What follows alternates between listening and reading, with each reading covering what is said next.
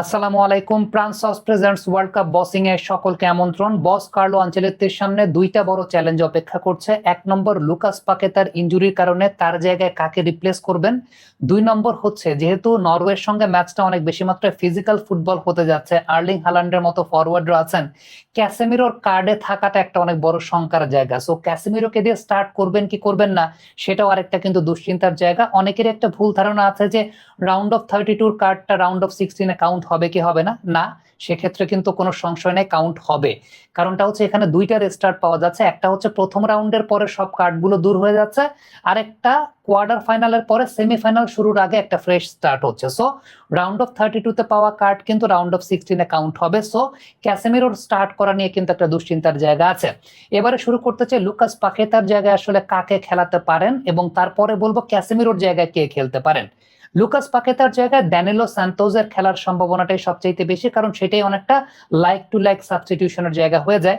অন্যদিকে ক্যাসেমিরোর জায়গাটায় যদি ক্যাসেমিরো খেলতে না পারেন বা যদি খেলাতে না চান, সেক্ষেত্রে এডারসন একটা বড় ভূমিকা পালন করতে পারেন। এডারসন আমরা জানি এই বছর কিন্তু ক্যাসেমিরোর জায়গাতেই ম্যানচেস্টার ইউনাইটেডে জয়েন করেছেন, এবং সিরিয়াতে এই বছর সবচাইতে বেশি ডিস্টেন্স কাভার করা প্লেয়ার কিন্তু এডারসন। তার ব্যাপারে একটু পরে আসছি, প্রথমে দানিলো সান্তোসকে নিয়ে কথা বলতে চাই। দানিলো সান্তোস সত্যি কথা বলতে তিনিও বক্স টু বক্স মিডেই খেলে থাকেন, অনেকটা লুকাস পাকেতার রোলে। লাস্ট ব্রাজিল যখন পানামার সঙ্গে খেলেছিল তখন দানিলো সান্তোস একটা গোল করেছিলেন, এবং সেই গোলটা ছিল মূলত পাকেতার অ্যাসিস্ট থেকে, এবং বেশ ভালো একটা গোল তিনি করেছিলেন। এছাড়াও ওই ম্যাচে পাকেতা একটা গোল করেছিলেন, সেই গোলটার ক্ষেত্রে একটা ডস দিয়েছিলেন দানিলো সান্তোস। তার ক্ষেত্রে যে বিষয়টা সবচেয়ে বেশি উল্লেখযোগ্য সেটা হচ্ছে ক্রিয়েটিভ পাসিংটা তিনি করতে চান, বা ক্রিয়েটিভ পাসিং এর উপর অনেক বেশি মাত্রায় বেস করে খেলতে পছন্দ করেন। তবে এখানে একটা শঙ্কার জায়গা আছে, সেটা হচ্ছে তার ক্রিয়েটিভ পাসিং এর জায়গাটা লুকাস পাকেতার মতো আসলে না, বা ওই স্কিলটা তিনি এখন ওইভাবে রপ্ত করতে পারেন নাই। পাকেতা যেরকম খুব ভালো লাইন ব্রেকিং পাস দিতে পারেন, এক্ষেত্রে কিন্তু দানিলো সান্তোসের স্কিলের ঘাটতি আছে বলে আমার কাছে মনে হয়। প্রায় দেখা যায় যে লাইন ব্রেকিং পাস দিতে গিয়ে তিনি মিস করে ফেলেছেন। ইভেন এটাও দেখা যায় যে আলটিমেটলি তার কাছ থেকে বল কেড়ে নিয়ে চলে যাচ্ছে। হ্যাঁ, তিনি ক্রিয়েটিভ পাসিংটা কখনো কখনো বেশ ভালো করতে পারেন, গোল করতে পারেন, এটা একটা খুব বড় বৈশিষ্ট্যের জায়গা যে উপরে উঠতে পারেন, যেটা আমরা বলছিলাম যে লুকাস পাকেতার একটা অ্যাসিস্টে কিন্তু তিনি গোল দিয়েছেন। আবারও বলছে যে ক্রিয়েটিভ পাসিংটা তিনি করতে পারেনটা বিষয়টা সেরকম না, তবে অনেক সময় ভুল হয়ে যায়, বা পাকেতার মতো আসলে এতটা স্কিলফুল ক্রিয়েটিভ পাসিং বা লাইন ব্রেকিং পাসিং তিনি করতে পারেন না, এটা একটা শঙ্কার জায়গা আছে। দ্বিতীয় শঙ্কার জায়গাটা হচ্ছে যে তিনি ট্যাকেল করতে চান অনেক বেশি, ট্যাকেল করার রেশিওটা অনেক বেশি, এবং সে ট্যাকেল করতে গিয়ে অনেক সময় খুব ডেঞ্জারাস জোনে ট্যাকেল করে ফেলেন। আবারও বলছি, নরওয়ের সঙ্গে এই ম্যাচটা কিন্তু আসলে অনেক বেশি মাত্রায় ফিজিক্যাল ব্যাটেল হবে। সো ফিজিক্যাল ব্যাটেল যেহেতু হবে, সো আমরা ধরে নিতে পারি যে সেই জায়গাটা দানিলো সান্তোসকে খেলাতে চাইবেন আনচেলত্তি। তবে শঙ্কার জায়গাটা এখানে আছে যে অনেক ডেঞ্জারাস জোনে তিনি ফাউল করে বসেন, সেটা একটা প্রবলেমেটিক জায়গা আছে।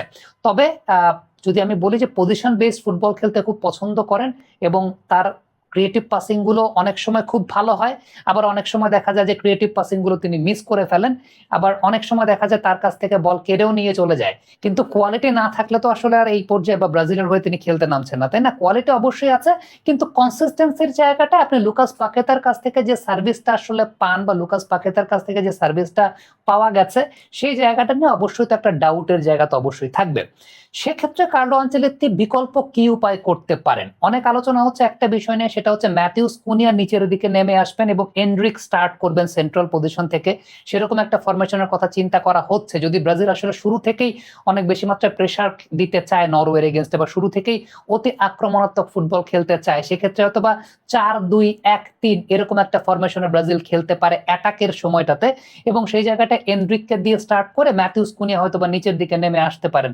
তবে এরকম যেমন হওয়ারও সম্ভাবনা আছে, এরকম না হওয়ারও সম্ভাবনা আছে, যে এনরিকের মতো প্লেয়ারদেরকে সেকেন্ড হাফের জন্য ম্যাজিক্যাল মোমেন্ট ক্রিয়েট করার জন্য, বা সেকেন্ড হাফের দিকে যখন অপোনেন্ট একটু টায়ার্ড হয়ে গেছে, ওই সময়টাকে এনরিককে খেলাতে চাওয়ার জায়গাটা কার্লো আনচেলত্তির একটা চিন্তার জায়গা হতে পারে, আবার নাও হতে পারে। মানে এখানে ব্যাপারটা হচ্ছে যে পুরোপুরি ডিপেন্ড করছে কোচ কিভাবে সাজাবেন।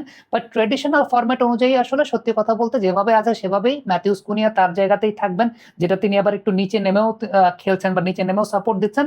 পাকেতার জায়গাটা দানিলো সান্তোস, এটাই হয়তো বা বেসিক ফরমেশনের জায়গা, বা বেসিক ব্রাজিলের যে লাইন আপের নেইমারের জায়গা স্টার্টিং 11-এ সেরকমটা হতে পারে। আর বিকল্প যদি কোনো কিছু হয় সেক্ষেত্রে যেটা আমি বলছিলাম যে এনরিক হয়তোবা স্টার্ট করতে পারেন মাঝখান থেকে, মানে সেন্ট্রাল পজিশন থেকে, ম্যাথিউস কুনি একটু নিচের দিকে নেমে গেলেন, সেটা একটা জায়গা হতে পারে। এখন আবার নেইমার যদি ফিট থাকেন সেক্ষেত্রে নেইমার স্টার্টিং 11-এ শুরু করবেন কি করবেন না সেটা নিয়ে অনেকের একটা প্রশ্নের জায়গা আছে। আমার মনে হয় না যে নেইমারকে দিয়ে স্টার্টিং 11-এ শুরু করাতে চাইবেন আনচেলত্তি। নেইমার যদি প্রয়োজন পড়ে সেক্ষেত্রে হয়তো সেকেন্ড হাফে নেইমারের জায়গাটা আসবে। প্রাণ সসের মাখামাখি টেস্ট নুডলসকে করে তোলে আরো ইয়ামি আরো জোস। প্রাণ সস, সসের বস। এবারে দ্বিতীয় যে বিষয়টা সেটা হচ্ছে ক্যাসেমিরোর জায়গাটা। এটা কিন্তু খুব ভাইটাল একটা পয়েন্ট, এটা অনেকে হয়তো বা মিস করে যাবেন। ক্যাসেমিরো একটা কার্ড খাওয়া আছেন এবং ক্যাসেমিরো কার্ড খাওয়া থাকা অবস্থাতে আলটিমেটলি নরওয়ের মতো টিমের এগেনস্টে যেখানে সত্যি কথা বলতে আপনাকে অনেক বেশি মাত্রায় হাই প্রেসিংও করতে হবে, আপনাকে অনেক বেশি মাত্রায় ট্যাকেলে বা চার্জে যেতে হবে, কারণ ওইখানে ফিজিক্যাল ফুটবলার আছে। সো সেই জায়গাটায় ক্যাসেমিরোর কার্ড সেখানে চার্জ করতে যাওয়া, সেটার শঙ্কার জায়গাটা ব্রাজিল নেবে কিনা সেটা একটা প্রবলেমেটিক জায়গা আছে। এডারসনের কথাটাই হচ্ছে, কারণ এডারসনকে কিন্তু রিপ্লেসমেন্ট হিসেবে নেওয়া হয়েছিল, ডিফেন্ডারের রিপ্লেসমেন্ট হিসেবে এডারসনকে নেওয়া হয়েছিল, মিডফিল্ডারকে নেওয়া হয়েছিল, এবং এডারসন কিন্তু মূলত ক্যাসেমিরোর জায়গাতেই ম্যানচেস্টার ইউনাইটেডে জয়েন করেছেন। তার জয়েন করার পেছনে ম্যান ইউতে বেশ কয়েকটা কারণ আছে এবং তিনি কেন ক্যাসেমিরোর বিকল্প হতে পারেন সেই জায়গাটা একটা খুব গুরুত্বপূর্ণ কারণ হচ্ছে তিনি অনেক ডিস্টেন্স কাভার করতে পারেন। এই বছর সিরিয়াতে সবচেয়ে বেশি ডিস্টেন্স কাভার করা প্লেয়ার তিনি। দ্বিতীয়ত যে বিষয়টা সেটা হচ্ছে তিনি খুব ভালো প্রেস করতে পারেন এবং যেটাকে আমরা বলি যে খুব high intensity man to man pressing, অর্থাৎ খুব হাই ইন্টেন্সিটিতে ম্যান টু ম্যান প্রেসিং করে তার সাকসেস রেটটা অনেক বেশি। ট্যাকলিং ফিজিক্যালিটিটা এটা অনেক ভালো। আমি যেটা বলছিলাম যে নরওয়ের সঙ্গে এই ম্যাচটা অনেক বেশি মাত্রায় ফিজিক্যাল ফুটবল হতে যাচ্ছে, তার ট্যাকেল করার ক্ষেত্রে তার ফিজিক্যালিটির অ্যাডভান্টেজটা তিনি অনেক বেশি মাত্রায় নিতে পারেন এবং তার রেশিওটা অনেক হাই, অর্থাৎ ফাউল না করে কার্ড না খেয়ে ভালোভাবে ট্যাকেল করে বলটা কেড়ে নেওয়ার দক্ষতার জায়গাটা আপনারা ভিডিও ফুটেজ অলরেডি দেখতে পাচ্ছেন। আসলে সেই জায়গাটাতে আমি আপনাদেরকে দেখাচ্ছি যে আলটিমেটলি তিনি কেন ম্যানিউতে তাকে নেওয়া হয়েছে এত টাকার বিনিময়ে এবং কেন তিনি আসলে ম্যানিউতে এই বছরটাতে অনেক বেশি মাত্রায় প্রভাব বিস্তার করবেন সে ব্যাপারটাও বলা হচ্ছে। আরেকটা খুব ইম্পর্টেন্ট ব্যাপার সেটা হচ্ছে যে শুধুমাত্র যে ট্যাকেল কিংবা ম্যান টু ম্যান প্রেসিং এর জায়গাটাই যে করতে পারেন ব্যাপারটা কিন্তু সেরকম না। সেই সঙ্গে কিন্তু আরেকটা গুরুত্বপূর্ণ বিষয় আছে, সেটা হচ্ছে তার বল কন্ট্রোলের জায়গাটা। বল কন্ট্রোল ভালো করতে পারেন, 90% পাস অ্যাকুরেসি তার এবছর সিরিয়াতে ছিল।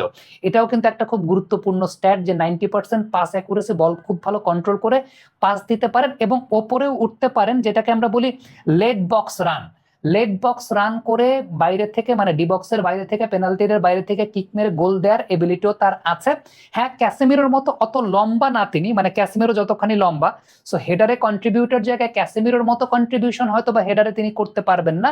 তবে পুরো মাঠে খেটে খেলার যে জায়গাটা, সত্যি কথা বলতে বিশেষ করে নরওয়ের মতো টিমের এগেনস্টে যেটা খুব বেশি মাত্রায় প্রয়োজন, যে পুরো মাঠে খেটে খেলা, এবং যেহেতু ফিজিক্যাল ফুটবল হবে বলে আমরা ধরে নিচ্ছি সেই জায়গাটাতে ওই যে ম্যান টু ম্যান প্রেসিং এর জায়গাটা এবং খুব গুরুত্বপূর্ণ বিষয়টা সেটা হচ্ছে ট্যাকলিং এর জায়গাটা, ফিজিক্যাল এবিলিটি ব্যবহার করে ট্যাকলিং এর জায়গাটা, এটা অবলম্বন করাটা আসলে খুব গুরুত্বপূর্ণ একটা ব্যাপার যেটা এডারসন করতে পারবেন। But still we do not know যে আনচেলত্তি আসলে ক্যাসেমিরোকে দিয়ে স্টার্ট করবেন কি করবেন না, আবার ছোটখাটো একটা ইনজুরির জায়গাও আছে, এটা টোটালি ডিপেন্ড করছে। বাট যদি না করতে চান সেক্ষেত্রে ব্রাজিলের কাছে বিকল্প অপশন হিসেবে এডারসন আছে, সেই প্রসঙ্গটা আপনাদের সামনে তুলে ধরলাম।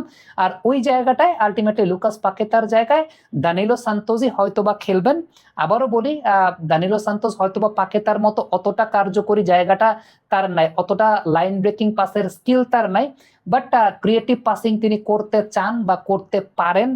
অনেক ক্ষেত্রে করতে পারেন, অনেক ক্ষেত্রে আবার করতে পারেন না। এই জায়গাটা কনসিস্টেন্সির একটা ঝামেলার জায়গা আছে। আদারওয়াইজ কোয়ালিটি প্লেয়ার দেখে ব্রাজিল টিমে আসলে খেলছেন।